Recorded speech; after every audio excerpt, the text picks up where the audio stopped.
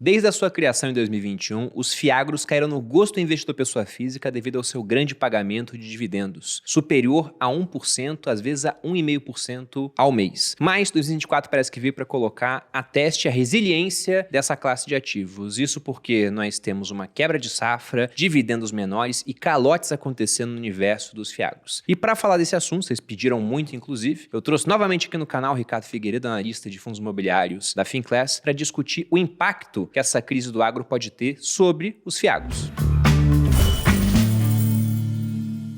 E aí, pessoal do Você Mais Rico, quem fala aqui é Bruno Perini, criador do canal. E antes de entrar no assunto do vídeo, eu quero lembrar novamente sobre Viver de Renda. O curso não começou ainda, vai começar só na próxima segunda, dia 4 de março. Lá a gente tem a missão de pegar até mesmo o mais completo leigo, que não entende nada sobre investimentos, e transformar esse indivíduo no investidor de verdade, capaz de montar uma carteira diversificada, entre ativos, moedas e até países, investindo aqui no Brasil e também no exterior. Tudo isso ao longo de 8 semanas, uma equipe de suporte que responde 100% das dúvidas do aluno. Para mais informações, você pode consultar o link que está aqui na descrição do vídeo. Agora, entrando no assunto para falar de FIAGROS. Primeiro, Ricardo, muito obrigado pela presença. Eu agradeço. Sempre um prazer recebê-lo aqui. Sempre muito bom estar aqui com vocês. Eu já gravei um vídeo anteriormente falando sobre essa crise do agro e lá eu falei que se tivesse demanda eu faria um vídeo específico sobre FIAGROS e Ricardo está aqui para me ajudar com isso, já que ele entende pra caramba sobre fundos imobiliários e também sobre os FIAGROS que estão dentro dessa mesma classe. E para quem tá caindo de paraquedas aqui, Ricardo, o que é um FIAGRO, para o pessoal entender? Vamos lá. Ele é um produto que foi criado para você investir no agronegócio, seja no equity, ou seja, comprando terras, sendo sócio de algo no mundo agro, seja em dívidas. Então você será credor de algo ligado ao agronegócio. Aí vem os CRAs, né? Que são certificados de recebíveis do agronegócio. São dívidas lastreadas no mundo agro. Quando a gente olha para os FIAGROS de hoje, boa parte, para não dizer a totalidade, estão ancorados nestes CRAs. Então são produtos de dívida que fomentam o agronegócio. Então dentro dos FIAGROS, os mais fortes seriam os FIAGROS de papel, digamos assim. Exatamente.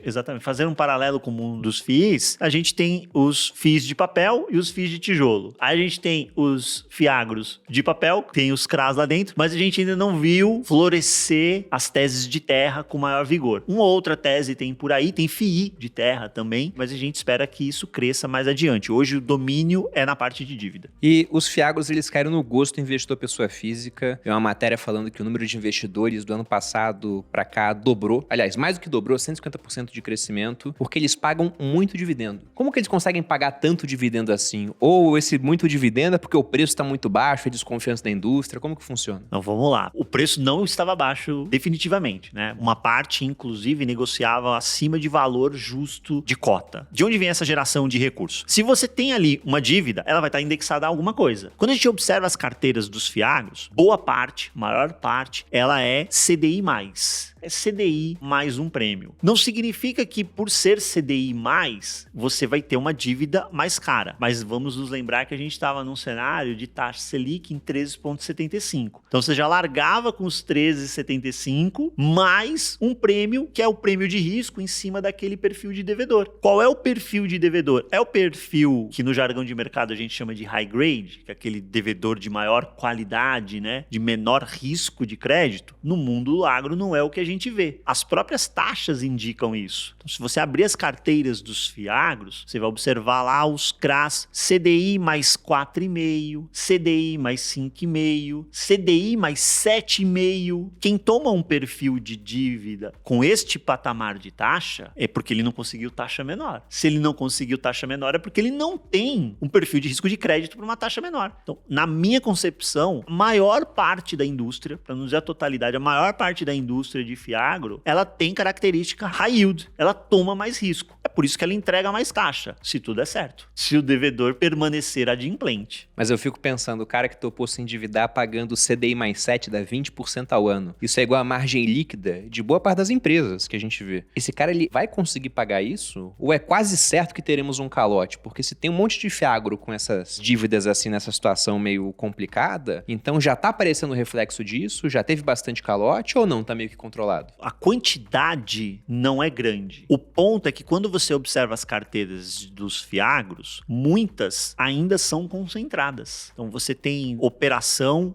/ devedor. Nenhuma operação tem mais do que 5% do patrimônio da carteira. Só que o mesmo devedor aparece 5 vezes. Aí quando você soma tudo, opa, estou exposto a 20% do patrimônio nesse devedor. Então é importante a gente observar isso. As carteiras são concentradas. O que aconteceu no mundo do fiagro machucou mais a cota do fiagro onde aconteceu por isso, porque você tem um nível de concentração maior. Quando você vai para o mundo do fundo de papel, nós tivemos problemas de eventos de crédito? Tivemos. Só que você olha lá na carteira, representa 1%, 0,50%, 0,70%. Não machuca. Principalmente se você tiver uma carteira ainda diversificada. Aquilo vai representar uma fraçãozinha. No fiagro, bateu 15% do PL, aquele devedor machucando. O outro, 10% do PL. Aí você vai ter impacto que vai aparecer no rendimento. Quando é 1%, nem no rendimento aparece. Agora, quando você pega 10, 15, 20% da carteira sofrendo com evento de crédito, impacta no rendimento, né? E a gente sabe como o mercado é reativo a rendimento. Rendimento recua um pouquinho, a cota começa a apanhar. E aí já aproveito para fazer uma pergunta que aparece bastante no Instagram, aqui no YouTube também, porque acontece um desses calotes em uma operação, em um CRA específico, que pode ser um CRA que representa 10% do patrimônio líquido do fundo. Aí o preço reage na hora, ele já cai. Só que quando a pessoa entra naquele site de análise gratuitos, ele vê, o preço caiu, mas olha o valor patrimonial, ele tá aqui intocado. Então, este fiagro, que agora vai estar pagando até mais dividendo na análise do site, afinal de contas, dividendo é o que foi recebido sob o preço. E aí você bota numa base, multiplica por 100 para dar o percentual. Se o preço caiu, o dividendo ficou maior. E agora ele tá vendo, o preço tá menor, o patrimônio tá lá. Então ele pensa, isso aqui é uma oportunidade, mas na verdade é dinheiro que evaporou, não vai voltar. Fora isso, quando você olha para essas carteiras, a gente ainda tem que fazer a análise do cenário macro, né? Quando você olha essas informações, você está considerando o dividendo recebido nos últimos 12 meses. Sim, que já passou. Já passou. Nele não tem o evento de crédito, porque este devedor estava adimplente neste período. Será que ele vai ficar adimplente daqui adiante? Já deu alguma dor de cabeça agora, um soluço agora. E lembra, a gente está falando de carteiras que são majoritariamente indexadas ao CDI. O CDI de 12 meses atrás era outro em relação a agora. Tá caindo e vai cair mais. Se todo mundo ficasse adimplente, já estava encomendado um rendimento menor, por simples redução do CDI, já estava encomendado. Aí você começou a ter os problemas de inadimplência, um aqui, outro acolá, em carteiras que são concentradas. 10%. Foi um que deu problema, mas ele representa 10% da carteira. Então você tem um duplo impacto aí no rendimento e não aparece tão rápido assim em algumas bases de dados, quando você fica fazendo análise histórica e não a análise do que vem adiante. Eu sempre peço para as pessoas, é importante você olhar o histórico de rendimento do produto que você está comprando, um FII ou um FIAGRO. Mas mais importante é você tentar entender qual é a expectativa do rendimento futuro. Produto de dívida, qual é o indexador? O indexador de inflação? Qual é a expectativa de inflação que a gente tem adiante? É CDI? O que a gente está esperando que vai acontecer com o CDI adiante? Aí eu já vou compreender, se todo mundo pagar, essa é a curva que eu espero para o rendimento. Ótimo, agora a gente vai avaliar a carteira. Está concentrada? Quem são os caras concentrados? Deixa eu dar uma estudadinha um pouco mais nessa empresa, vou buscar informação. Eu sei que no mundo do fiagro isso é um pouco mais difícil, por quê? Porque a gente fala muitas vezes de empresas que são fechadas, você não consegue informação tão fácil. Mas os CRAs, eles têm lá, assim como os CRIs, ele tem um código que é único, né? É o CPF dele, tá lá no relatório gerencial, o IF. Você pega aquele código, joga no Google, vai atrás do termo de securitização. Lá vai ter tudo detalhado, quais são as garantias, né? Pra gente entender que tipo de garantia tem ali, se é uma garantia boa, se é uma garantia que é mais difícil de ser monetizada. Porque se der dor de cabeça, você vai ter que correr atrás da garantia. Um ponto muito positivo de investir em fundo imobiliário de papel é que você, como pessoa física, talvez fosse pegar poucos CRIs, não tem dinheiro para pegar muitos a ponto de você diversificar bastante a sua carteira. E além disso, você pode ter empresas por trás que são empresas de capital fechado. Você não tem essa transparência de informações que uma empresa listada em bolsa traz. Você não sabe as condições. No fundo imobiliário você consegue diversificar isso. Agora no fiagro, a gente vê que não é isso que acontece, porque os produtos em si, a grande maioria, pelo que eu olhei, eles são muito concentrados. Inclusive, antes de começar o vídeo, o Thales, me auxilia aqui no canal do YouTube, falou que encontrou um fiagro que tinha 80% da operação em um único CRA. 80%. Por que é tão concentrada assim essa indústria? É por conta dela ser recém-nascida, digamos assim? Eu atribuo primeiro a esse fato, Quando você nasceu ali com um produto novinho, então você captou 100 milhões, 80 milhões, aí você vai adquirir as operações no mercado. Em operação de dívida, é interessante que você tenha alguma relevância naquela emissão, porque se der alguma dor de cabeça, você não vira passageiro na assembleia. Você chega com voz na assembleia para dizer, isso eu aprovo, isso eu voto contra. Se você tem lá um patrimônio de 100 milhões e você vai diversificar demais, você vai ter um monte de crasinho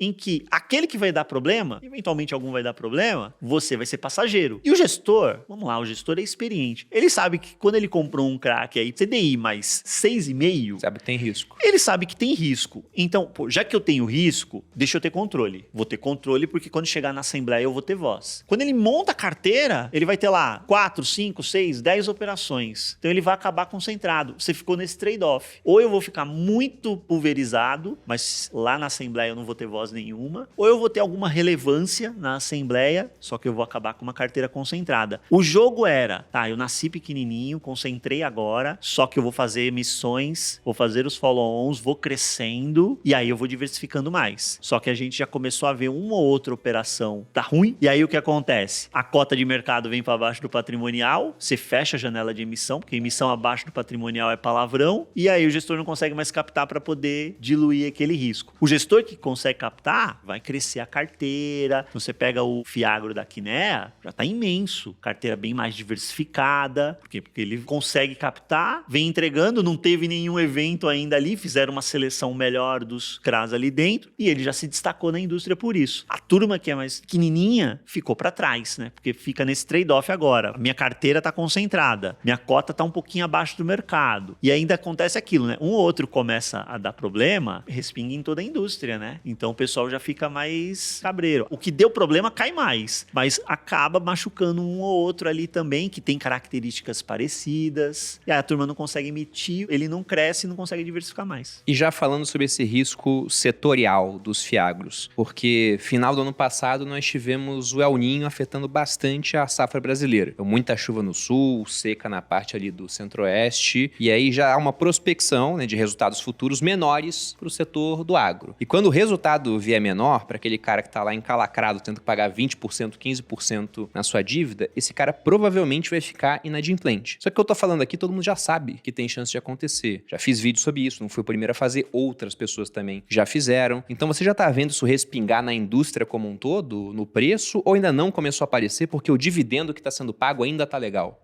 Vamos lá. Primeiro aqui, só para deixar claro para a turma, eu não sou especialista de commodity, mas a gente lê sobre tudo o que impacta o rendimento daquilo que a gente cobre ali, né? Então, procuro conversar muito com os gestores, os analistas desse mundo. E aí, pessoal, o que está acontecendo? Então, quando você olha, vamos partir da base, né? Que é a commodity. Milho, soja, próprio boi. Você pega 12 meses, é para baixo o preço. Então, soja 30%, milho mais de 25% de queda, boi gordo mais de 20%, tudo olhando dados da Exal. Pois bem, então isso impacta em quê? É menos receita no caixa lá do produtor, menos receita no caixa dele. Fora isso, você tem as questões, então você já pegou P, aí vem o seu economista de formação, né? Então micro, P vezes Q. Você já pegou P para baixo. Q é para baixo. Por quê? Porque você tem as questões climáticas afetando a quantidade que você tem. Veja como ele pega a tempestade perfeita, né, para esse momento, para este produtor. Porque se a quantidade é para baixo, o natural era você esperar que o preço subisse. Se fosse, né? Só o Brasil, né? Exato. Só que quando você olha em escala global, você não tem ainda evidências de desequilíbrio na oferta. Em escala global, não. Você pega a soja, por exemplo, o que é esperado de vir da Argentina, ele compensa aquilo que a gente não vai entregar. A Argentina teve uma super safra enquanto a gente teve menos. Então, Exato. No geral, no global, a quantidade tá a mesma. Então, o nosso Q realmente veio para baixo. O Brasil é o principal produtor e exportador de soja, de milho,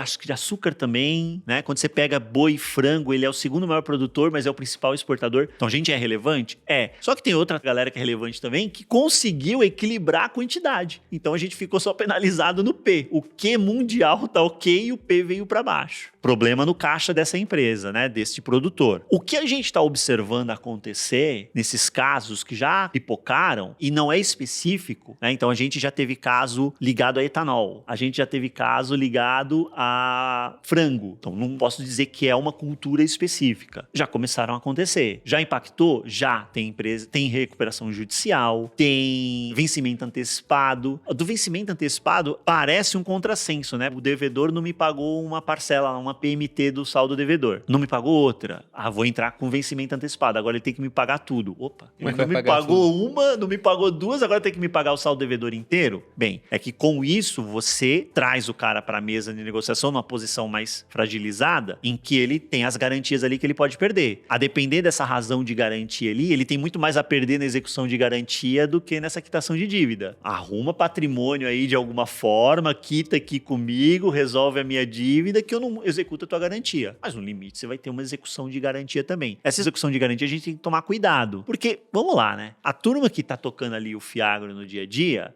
sim, são estruturas que conhecem o mundo agro, mas é muito mais um play financeiro. Sim, é o cara da Faria Lima com entendimento sobre o mundo agro. Exatamente. Não é o cara que vai lá, executa, você vai executar terra, vai executar maquinário, vai executar a produção. O que você vai fazer com isso? Você vai precisar contratar um parceiro. A monetização dessa garantia não é mágica. No mundo de real estate, quando eu já vi isso acontecer com o CRI, o gestor foi lá, executou, pegou um prédio e o prédio tá lá dentro do fundo de papel, ainda não virou dinheiro. Tá lá esperando, uma hora vai virar dinheiro. Eu ainda tenho alguma dificuldade para enxergar como isso também seria monetizado numa velocidade maior no mundo agro. Eu acho até mais dificultoso, né, do que no mundo do tijolo, por exemplo. Se a gente for pegar em termos lógicos, né, você tem um prédio numa área urbana, ele deve ter mais procura do que um terreno numa área rural, em termos de liquidez.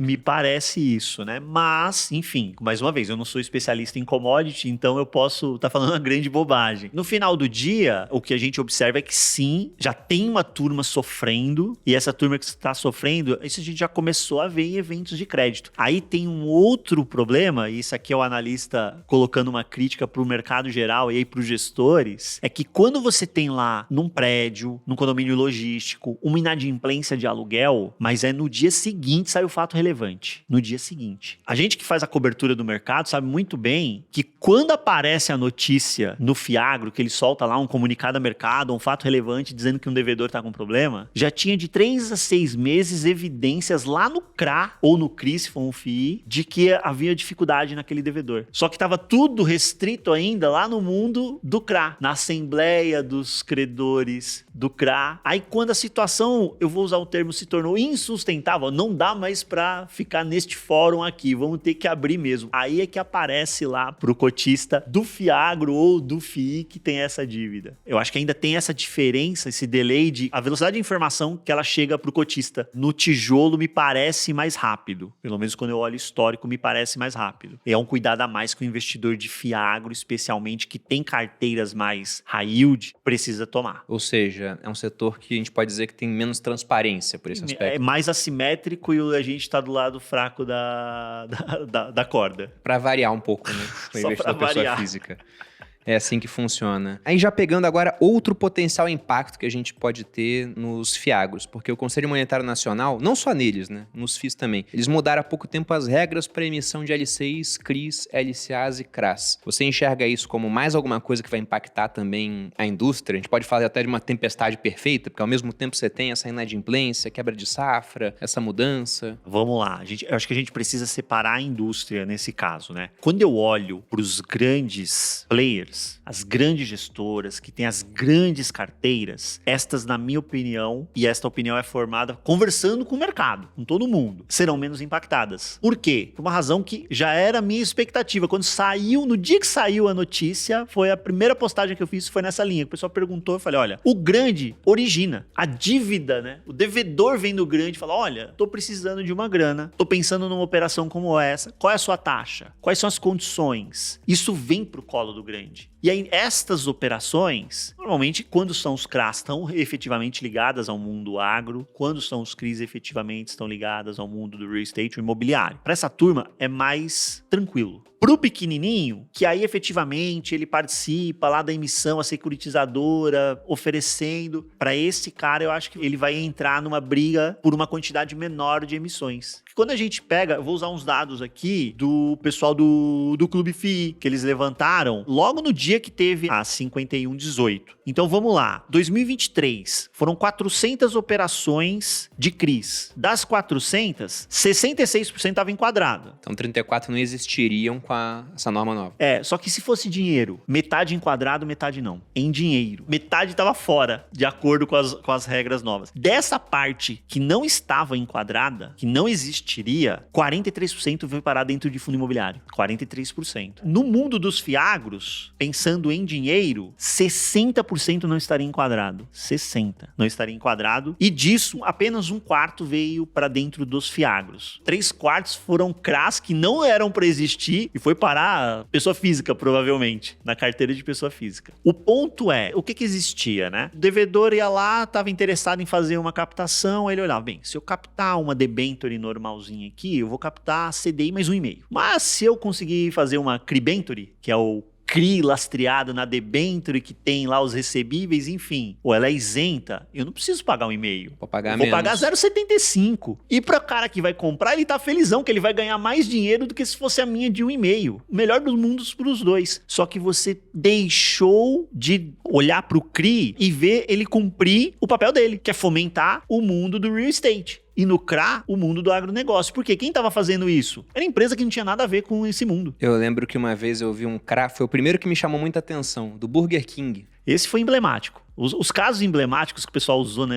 como espelho da razão para essa medida foi o CRI da Redditor e o CRA do Burger King. Do Burger King eu falei, caramba.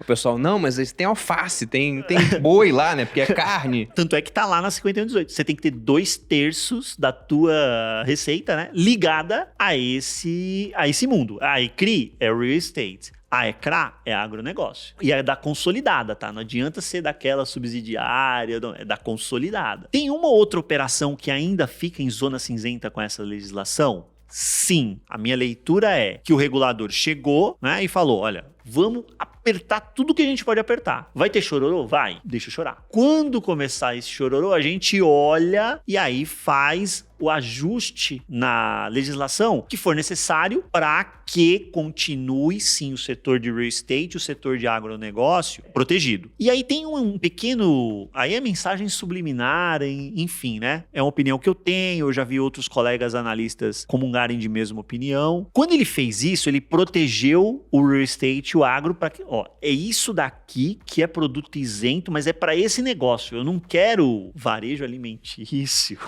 hospital, bebendo disso daqui. Eu quero fomentar real estate e agro. Por isso que eu estou dando isenção tributária. Me parece que ao fazer isso, eles estão dizendo, olha, eu vou manter isenção tributária nisso daqui. Para esses setores. Eu quero manter, mas para isso, gente, não dá para bagunçar, não dá para ser essa festa do caqui maduro que foi 2023 especialmente. Eu trouxe os números. Não dá pra gente achar que as emissões que ocorreram em 2023 estava tudo legal. Não estava. O meu ponto de vista disso é mais um esforço do governo para aumentar a sua receita de arrecadação. E isso é o pano de fundo clássico, sim, né? E tá lá. E historicamente a gente vem observando mais de alguns governos, óbvio, menos de outros governos, mas historicamente é o padrão de governabilidade do Brasil. Pode falar que é uma política de Estado, aumento de arrecadação, e não de governo, né? Conduzida, entra governo, sai governo, esquerda e direita, a mesma coisa vai acontecendo. Porque eu fui muito impactado com o pessoal me perguntando no Instagram, não foi nem sobre fundo imobiliário e fiagro, mas sim sobre aquelas LCIs que tinham liquidez a partir de 90 dias. E o cara já vinha com a pergunta e com a resposta, porque ele falava, pô, Bruno, as de 90 dias agora vão sumir, ou já sumiram, quando o pessoal foi olhar, dias depois já não tinha mais. Agora eu vou ter que deixar esse dinheiro de curto prazo num CDB, mas o CDB no curto prazo é 22,5 de tributação. Eu falei, você tem a sua resposta. Agora é 22,5 de tributação que vai pro governo, antes era 0 de tributação. E a mesma coisa que esse pessoal que emitiu uma debenture, mas no final eu posso emitir um CRA porque eu sou Burger King e eu tenho boi aqui, no final tô vendendo boi. Ou eu posso emitir um CRI porque eu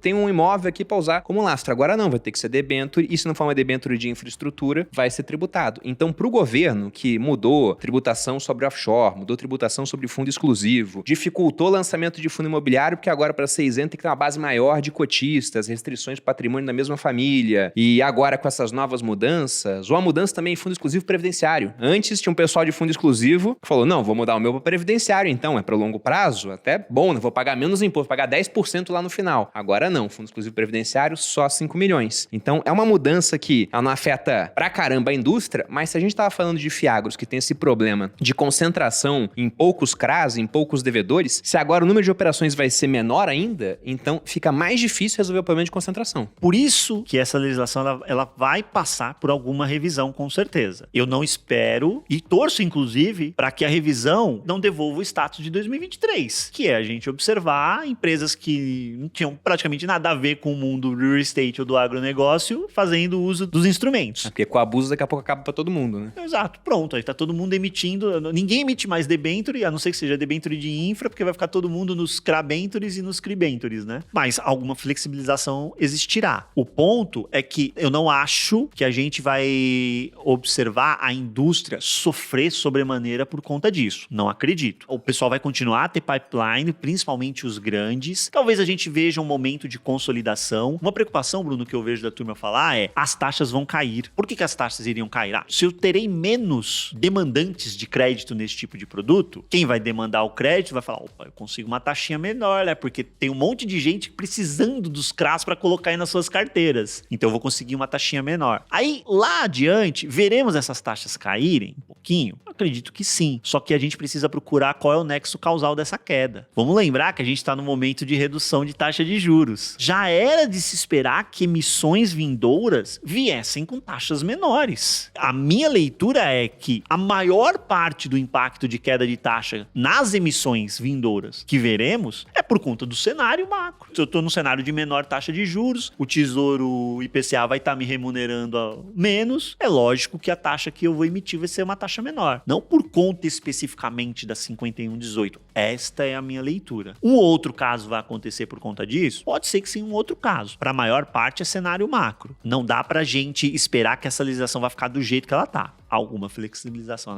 ela vai ter. Porque senão você acabou restringindo demais, né? E a indústria precisa de pipeline para ela poder continuar crescendo. E aí, entrando em dúvidas de caráter mais prático aqui, Ricardo, depois da explicação toda que a gente fez, tem o cotista de fiagro, olhando para esse vídeo agora. Eu vou separar em dois cotistas. Aquele que já experimentou uma perda de capital por conta de algum tipo de calote do fiagro que ele participa, e ele tá pensando, pô, caiu 15%, mas eu comprei mais porque eu sei que vai recuperar. Se esse cara deve fazer isso, e aquele cara que ele tá no fiagro, que não deu problema ainda, só que ele foi olhar o portfólio e viu concentração. O que você pode deixar de recado para esses dois? Vale a pena esperar? Por outro que tá dentro, mantém? Melhor sair? Qual seria uma conduta adequada? Vamos pegar o primeiro caso, né? O caso que já deu problema. No caso que já deu problema, a gente tem que... Aí é contenção de danos. Primeiro, olha quanto isso representa da tua carteira. Como eu coloquei, a maior parte da indústria é fiagro high yield. Você tá correndo mais risco. Não me parece razoável que tua exposição total high yield numa carteira composta de FIIs e fiagros, que a turma mistura tudo, né? Misturou ali, você colocou FII e fiagro tudo junto. Bateu no liquidificador, high yield. Não me parece razoável você ter mais do que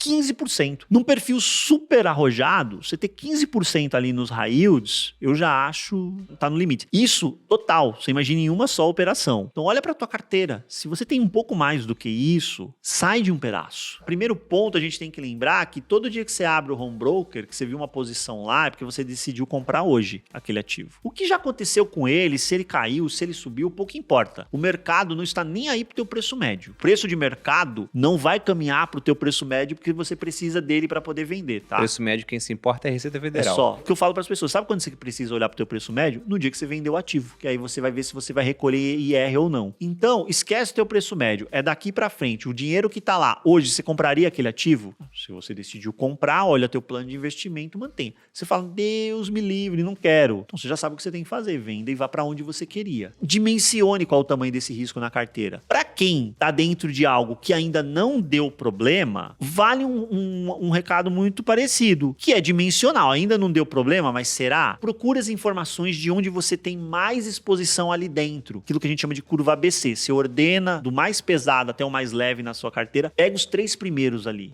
Esses 3 aqui juntos representam 30, 35, 40% do fiagro. Opa, deixa eu dar uma olhadinha quais são as garantias, que empresa é essa. Dá um Google, procura alguma notícia da empresa, vê se já vazou alguma coisa da empresa tá em dificuldade dificuldade, greve de colaborador, alguma coisa desse tipo, para ver se saiu alguma coisa que ainda não respingou no crédito, mas já tem ali algum sinalzinho. Se o pessoal não tá pagando o salário do colaborador, daqui a pouco ele não vai pagar Exatamente. o CRA, né? Exatamente, né? O empresário que tá enforcado, ele vai vendo onde ele pode, onde é menos arriscado ele cometer um pênalti, né? Ah, primeiro é aqui, então é aqui que eu vou cometer primeiro. Dimensione o tamanho, busque informações, mas acho que mais importante é você ter consciência de que você está num produto que tem um perfil de crédito mais arriscado. É o teu perfil de investidor? Porque agora é que a gente tá vendo quem tem perfil para high yield. Não é na hora que o mercado está pagando dividendo de 1,5 ao mês, na descida da montanha-russa que você descobre quem é que estava preparado para ter subido no carrinho lá em cima. Então agora que a gente está vendo os eventos de crédito, é que você descobre quem botou fiagro na carteira e não tinha perfil de risco para ter 10% da posição que ele colocou na carteira, o que dirá tudo que ele colocou. Então dimensione, faça essa pesquisa das principais posições e tente diversificar mais. Se você acha que já tem demais, você adora o mundo agro, compra de outro. Compra outro. Ou então, não, já tenho fiagro demais, Ricardo, entendi. Vai fazendo aporte agora nas outras classes para você ir reduzindo isso daqui. Evento de crédito no mundo high yield, especialmente, ocorrerá. Não sei quando e quanto, mas a tua carteira, se ela tem high yield, algum evento de crédito ela experimentará. Por isso que a gente deixa uma fração pequenininha. Porque quando dado o soluço, vamos imaginar, 15% da tua carteira é de fiagro. Aí tem um lá que representa 5%. Aí um CRA daquela carteira que representa 10% deu problema. Deu 0,5% da tua posição em FII e fiagro. Meio. FII e fiagro representam 20% do teu portfólio. Então deu 0,1% da tua carteira, aquilo ali impactou. Perdeu a noite de sono por conta disso, fica no Tesouro Selic. Você tem que ter só Tesouro Selic. Teria que ser isso mesmo, para perder isso. Você tem que ter só Tesouro Selic na carteira, porque se 0,10% da tua carteira saiu uma notícia ruim e você ficou lá na cama deitado, não conseguiu dormir à noite, então você não tem perfil de risco para ativos de risco, para ativos de bolsa. Só a variação da cota, esse cara já também infartaria, então. Porque Exato. Vai variar mais do que isso. Exato. Então, e não tem demérito nenhum nisso, é perfil de risco, cada um tem o seu. O que a gente não pode fazer é mensurar perfil de risco na hora do oba-oba. Ah, agora o fiagro tá pagando 1,5% ao mês. Ah, eu quero esse na minha carteira. Pior momento para você mensurar perfil de risco. Dá pra gente fazer uma releitura daquela velha frase que diz que existem investidores ousados e velhos, mas não investidores velhos e ousados, né? Então existe o cara que vai alocar majoritariamente em high yield e tem o investidor que ele já tem mais tempo de mercado. Mas não tem o cara com muito tempo de mercado que aloca majoritariamente em high yield. Hoje, por exemplo, eu não tenho nenhum fiagro na minha carteira e na época a indústria estava bombando. Isso aí eu falei ao longo do ano passado inteiro. Agora, esse ano, a gente pode vir a ter problemas maiores por conta dessa conjuntura pro setor do agro. Mas aí fica uma última pergunta aí, Ricardo, porque se todo mundo sabe que o setor pode vir a sofrer, vários vão ter queda de preço antecipando esse movimento, pessoas querendo se desfazer porque pensou, tô muito concentrado, tô vendo que o setor tá ruim, deixa eu vender. Esse excesso de vendas ocasiona a queda dos preços e aí a gente pode ter oportunidade de adquirir alguns fiagros bons. Tem algum fiagro que passaria assim no seu crivo hoje, que você fala, pô, esse aqui dá pra olhar porque não é tão concentrado? Tem nomes que saltam aos olhos em comparação aos outros? Eu vou pegar 2 nomes. Eu também não tenho nenhum fiagro na minha carteira, não tenho fiagro recomendado pros nossos assinantes, mas isso não quer dizer que todos os fiagros do mercado são ruins. Não, lógico que não. Até nos FIIs também, eu recomendo alguns. Os outros que você não recomenda são ruins, Ricardo? Não, tem um monte de FII ótimo que eu não recomendo, que não dá pra recomendar todo mundo, né? Você tem que montar uma carteira com pé e cabeça, enfim. Eu vou citar 2 nomes no mundo do agro que eu olho com bons olhos, que eu vejo carteiras que até agora não deram dor de cabeça e que são casas. Primeiro, o fiagro do Banco do Brasil, o BBGO, porque quem mais concede crédito no agronegócio no Brasil? Banco do Brasil. Se esse cara não souber selecionar crédito no agro, quem saberá? Primeiro, este fiagro. Segundo, é o da Kinea. Por quê? Quando a gente olha para a indústria de dívida, FII e agora os fiagros, qual é a maior casa em volume? Kinea. Então, este cara, ele tem uma capilaridade gigantesca, tanto para chegar lá na ponta e avaliar de fato, quanto de time. Você olha lá os dados, o número de analistas, analistas que tem, o time é gigantesco, você tem uma estrutura robusta, você fica mais confortável, fala, poxa, vai ser mais difícil de passar algo muito ruim do crivo desse pessoal. Tanto é que eles estão vindo com outras estratégias agora, no mundo agro também, tem um que vai ser dólar mais 5,5, com prazo delimitado para acabar, vai durar 7 anos. Montaram uma estrutura que se você entrar na oferta inicial e sair só lá quando ele terminar, você não recolhe nenhuma DARF. Olha que legal. Mas ele tem uma cara mais de hedge, porque é dólar. E se o dólar vem para 3? Você vai receber aquele 5,5 ali de yield, que você olha para um yield de 5,5 e você fala, nossa, que horroroso. E do teu principal ainda, você pode ter vindo para trás. Sim, né? pode acontecer. Mas você tem que olhar para ele como uma característica de hedge ali na tua carteira. Porque se esse é o Brasil que aconteceu, muito provavelmente, pô, as outras coisas estão voando. O Brasil porrou, tua carteira vai lá para cima. Ou o contrário pode acontecer.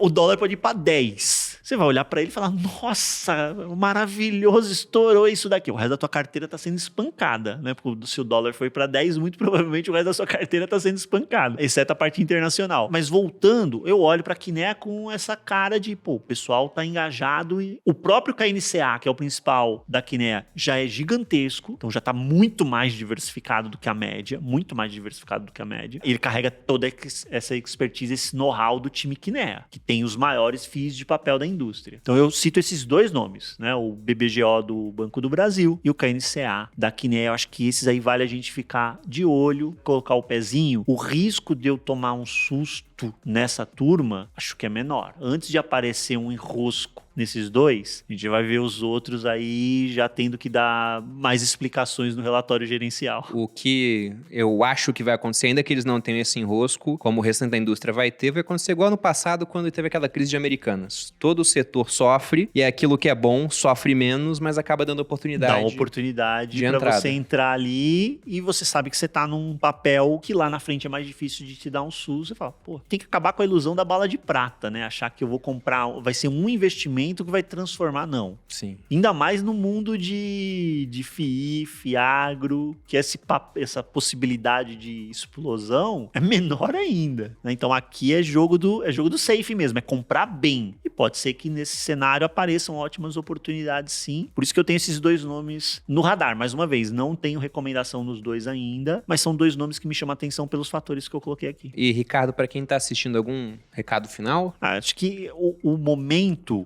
para o mundo de FIIs é um momento mais positivo, a gente vê mais teses de uma forma muito mais clara de que, vão andar. No mundo do agro, a gente precisa entender que essas notícias, a safra vai ser ruim, elas vão e vêm numa velocidade muito grande, porque é um ciclo muito curto ali a safra, né? Plantou, já colhe mais adiante ali, seja milho, seja soja. Deu certo? Maravilha. Deu errado? Esse é um risco que a gente tem que botar na conta. Quando você vai construir um prédio, se acontece algum cenário adverso, você posterga a obra, entendeu? Você vai diminuir tua margem ali, você dá um jeito. Pandemia. A pandemia você desacelerou construção, enfim. Mas você não matou aquele prédio, ele não morreu por conta disso. A safra não, se dá algo errado ali naquele momento, entre o plantio e a colheita, você matou a safra. Vai ter a repercussão. Mas a capacidade de você recuperar adiante também é muito rápida, que você pode ter uma volta muito rápida também. Então é só pra gente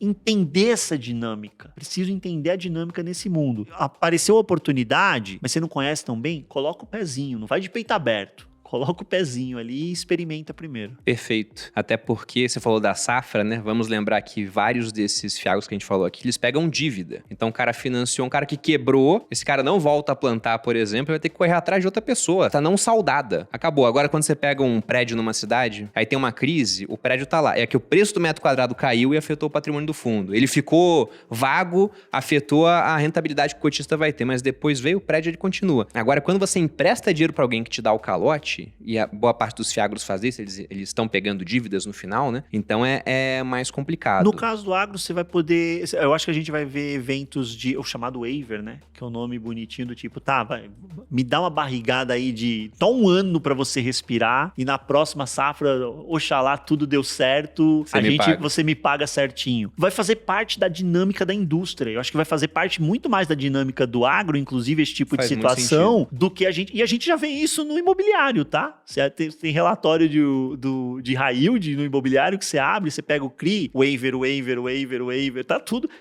3/4 da carteira em waiver. Né? Ou tá pagando menos do que deveria, ou não tá pagando nada esperando uma determinada data. No agro, acho que a gente pode, inclusive, ver um pouco mais disso. Por quê? Por conta da natureza da operação. Deu algo errado específico com aquele produtor nesta janela da safra, toma o fôlego, vai pra próxima, vai nessa. Você acha que a chance de conseguir saldar essas dívidas que estão em waiver é maior no agro? Porque de repente vem uma safra muito boa, o preço é mais elástico? Se você tem algo muito específico que acabou impactando essa, acredito que sim, porque a próxima independe, né? Eu não vou dizer independe, talvez seja um termo forte, mas o fato dessa ter dado errado não significa necessariamente que a próxima vai dar errado. A próxima pode dar certo, a próxima pode inclusive dar muito certo. Aí depende de condições climáticas, preço de insumo, uma série de fatores atrapalhando isso, né? E vou dar uma dica cultural para a turma também. Quer investir no Fiagro, assiste o Globo Rural de manhã no domingo, porque você vai entender muito dessa dinâmica do mundo agro, né? Tem muita coisa ali que é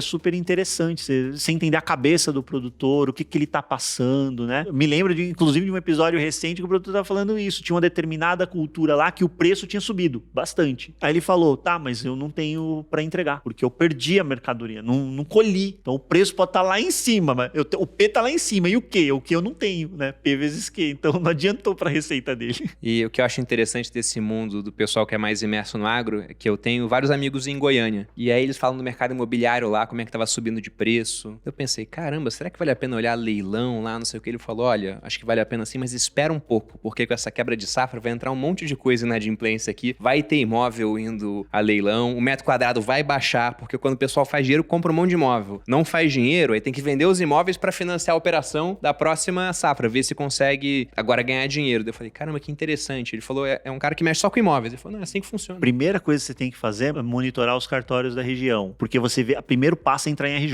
que ele protege tudo que ele tem. Então você entra em RJ, protege tudo que você tem, você fala, agora eu vou montar um plano para saber como é que eu saio desse enrosco. É vender imóvel que eu tenho para poder... O indicador de antecedente é número de recuperação judicial. Isso é um número que eu tava dando uma olhada e subiu assustadoramente no Centro-Oeste. Assustadoramente. Então isso é indicador de antecedência. Eu recebi outro dia aqui um aluno que pagou uma mentoria, ele trabalha com FDIC, que boa parte do FDIC está lastreado em agronegócio. Ele falou, não, cara, vai ser complicado o ano. Eu falei, pô, vou gravar logo o vídeo com o Ricardo, né? Aí a gente foi lá, botou na pauta aqui. Ricardo, brigadão pela presença novamente. Eu agradeço o convite. E como que o pessoal te encontra em rede social? Vamos lá, eu estou no Instagram, ricardo.fiis, e também no YouTube da Finclass. Tem aí vídeos ao longo da semana, sempre tem vídeo de fundo imobiliário comigo por lá. Para quem quiser, inclusive na Finclass, agora além do conteúdo também tem a carteira recomendada, com vários ativos, não é só fundo imobiliário, só ações, uma carteira realmente completa. E a parte de fundo imobiliário, quem toca é o Ricardo. Brilhantemente, inclusive. A carteira tá dando quanto aí do IFIX? Tá dando desde a criação 1,8 vezes o IFIX. 180% do IFIX. 180% do IFIX. Então, para quem quiser, acompanhe o Ricardo. Pessoal, ficamos por aqui. Espero que tenham gostado. Um grande abraço e até a próxima.